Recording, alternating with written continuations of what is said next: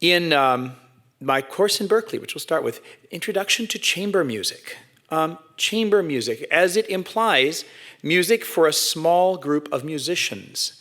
You know, originally, we think of classical music as always being performed in a place like Davies Symphony Hall, which it's wonderful and it can be, but much classical music has been written for living rooms, for small rooms in palaces, for middle class, small, modest homes, and for small recital halls.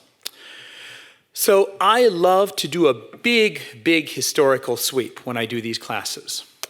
So this course on chamber music is going from medieval troubadours to the 21st century.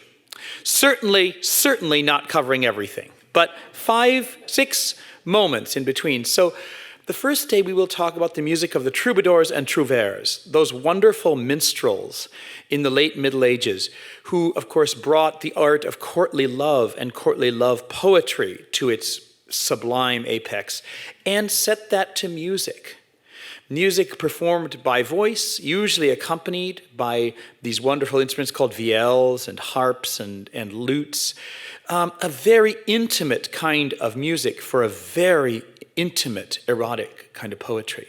So that's day one. Day two, we go into the end of the Renaissance with madrigals. You've probably heard of madrigals. This is the apex of Italian humanism in the Renaissance. Again, the blending of music with the best Italian poetry and some English as well, because the English really got on board with this and did some wonderful madrigals. Really taking the notion of wedding music to the word, what we call text painting in these classes, in how to express the words in the most intense way possible. Then we come into, for those of us, for people like me who are early music nerds, this is almost the modern era, the 1700s.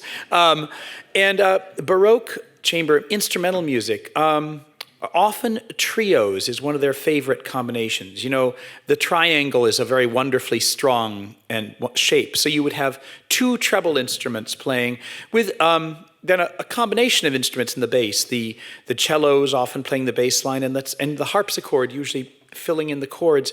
Wonderful musical conversation from the time of Bach and Handel. Lots of intricate counterpoint. The next class is on the string quartet, which I think is the most sublime form of musical conversation in the Western tradition. Developed really by Haydn and Mozart, they took this very modest forces, it's usually just two violins, a viola, and a cello, put them together in these works that, as I say, there's real equality among the instruments and a sense of, and that is always in chamber music, it's about dialogue, it's about musical conversation. Then we get into the Romantic period and the great composer Brahms, the great Johannes Brahms. And you know he, of course, is known for his symphonies and larger works, but wrote wonderful chamber music, wonderful trios. The glue in Brahms's music is his own beloved instrument, the piano, which of course holds the other instruments together. And Brahms is creating an expansive 19th century version of this idea of musical dialogue. Now, our last class is going to be all sorts of interesting things. Chamber music in the late 20th and 21st centuries. All bets are off in this period in a wonderful, wonderful way. Extended techniques, you playing instruments in ways that haven't been played before, using new kinds of technology, electronic technology, computer music, all kinds of things to create chamber music. So that's my first class. Now we're going to modulate, which is a musical term, into my class at Lafayette, which is called History of the Symphony Part 2. Now I cannot emphasize this enough. We're calling it Part 2 because last winter I taught History of the Symphony Part 1. You do not have to have attended Part 1 to go to Part 2. It was just a very popular course and I was asked to do it again, which I was delighted with. So we're going back through the history of the symphonies. We're covering 6 more wonderful composers that we didn't get to last term. The symphony, of course, what is it? A large orchestral piece of music, usually in several sections. Mozart, Well, he's perfect. Okay, that's that class. No, there's a lot more to say than that, but he is. 41 little jewels of symphonies, each of which demonstrates something particular about Mozart's gift and about the rich, rich musical culture of the late 18th century.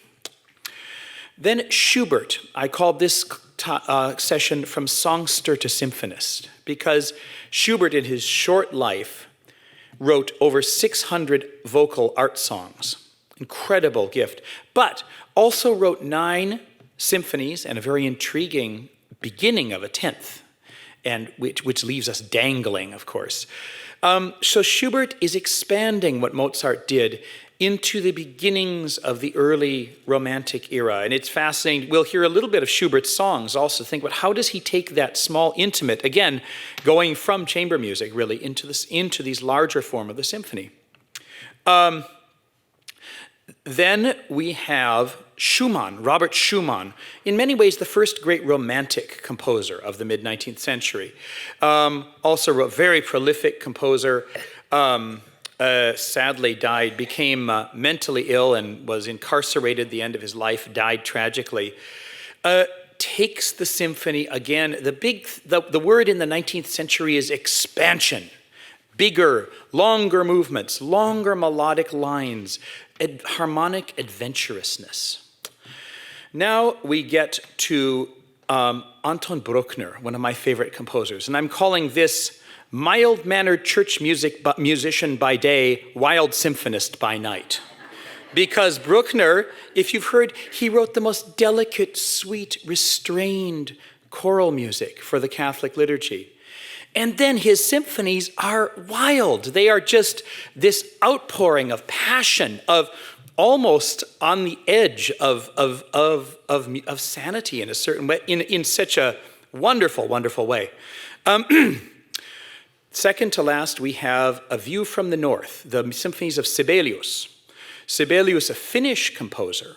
So coming from outside of that main Germanic tradition that we think of with symphonies, grafting a new branch onto the Germanic symphonic tree, bringing a certain openness and bringing even elements of his own Finnish folk music into it.